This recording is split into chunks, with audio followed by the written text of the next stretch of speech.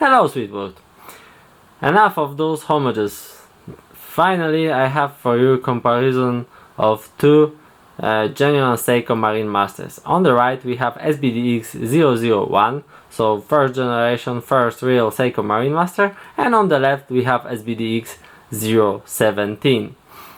First of all, I have to admit to two things.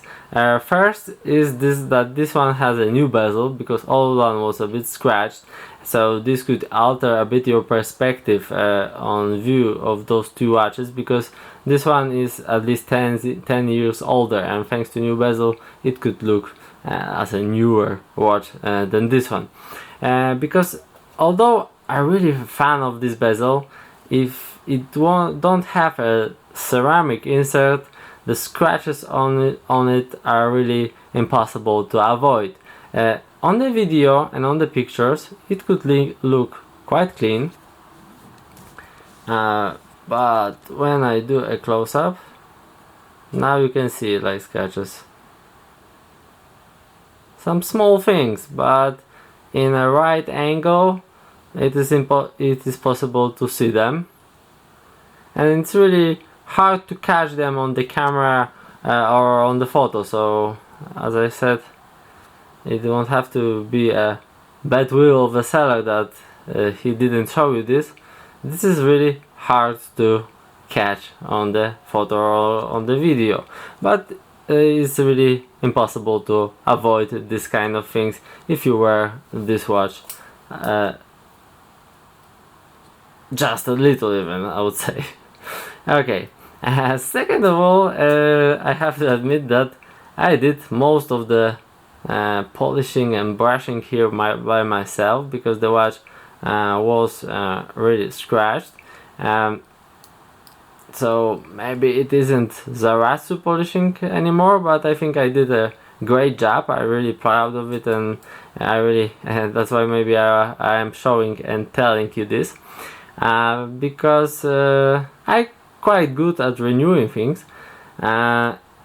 and this is like the biggest upside of this watch in comparison to this one, because for me, in my personal opinion, this one isn't covered with Diashield coating.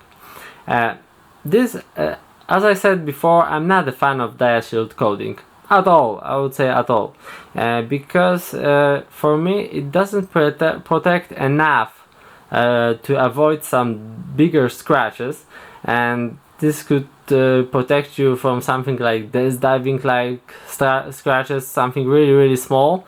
And there is a big problem when you're renewing this watch in comparison to the watch being only made from stainless steel without any coating. In this one, if you even polished out or remove some scratches in other way, you will get something like a spot or a hole in Diashield coating, because overall those two watches differ in color quite a lot. I hope you can see it on the video. Only stainless steel is much brighter than the steel covered with Diashield coating. So if you polish out, and it is much harder, because first of all you will have to remove the layer of the coating to even get to the scratch and do something with it. But when you remove it, you will have a hole in a different color, so it won't look as good as it could if you only have a stainless steel watch. And this is, for me, this is a big advantage of the old version, because you cannot prevent your watch, if you wear it at least a bit, you cannot prevent your watch on having some kind of scratches. And everybody loves watches when they look as new as they can, so it is a good thing if you can do something about it. For sure this isn't easy. Honestly, cleaning this watch took me something like 20 hours of work, only of work. So you require a lot of patience, you require some skills, but if you don't want to do it yourself, for sure you can find somebody who will do it for you. Maybe it's even better for somebody who didn't try it before in the past. but overall you can do it, and here with Diashield coating it's really problematic, at least. Difference between them aren't that big. This Diashield coating, I would say, is the biggest difference, and different color of the watch. Also the color of the indexes is also a bit different. I hope this is visible for you on this video. Those indexes have different type of Lume bright. Both of them supposed to stand and last for about from 3 to 5 hours, but I have to admit this newer Lume bright used on this model is brighter, a little bit brighter than on the old model, but the color of the indexes is more yellowish, greenish, and this one is more white, and I prefer the white color by far. So that's why if I have to keep one of them, I will keep the older version. Not only because of that, mainly because of the possibility of renewing it, I would say, but overall this is also advantage for me. But if you are a Lume fan, you are a fan of how it looks in no light or low light condition, because also in low light condition this Lume don't have to light up really, and it's more visible than the old Lume with old formula. So this could be in Lume department, it could be advantage of this newer version. I will do also a comparison on the side. Here is a debatable topic, so the X on the crown. As I said, I'm neutral in this topic.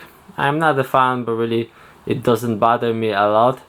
Many people are bothered by it, so this could be a downside for them. I have to say that this Diashield coating get the best of the Zaratsu polishing, because really I didn't see so much difference between Zaratsu polishing and normal polishing when we're talking about high-end good quality watches, of course.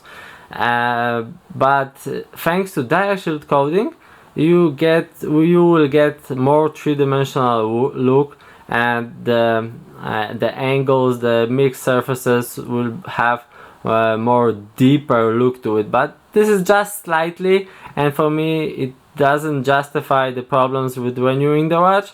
But when you have two new watches, it will feel a bit more expensive, more thanks to this depth and three-dimensional look.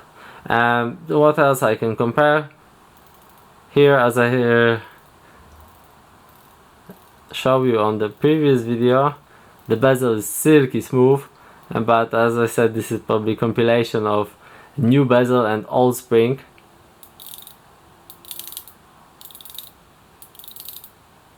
This one is also moving okay, but you really cannot compare those two. But this is a mix factor, and I won't judge those two watches just because of that. Okay, so just a quick comparison of those two Seiko Marinemaster releases. Thank you, bye.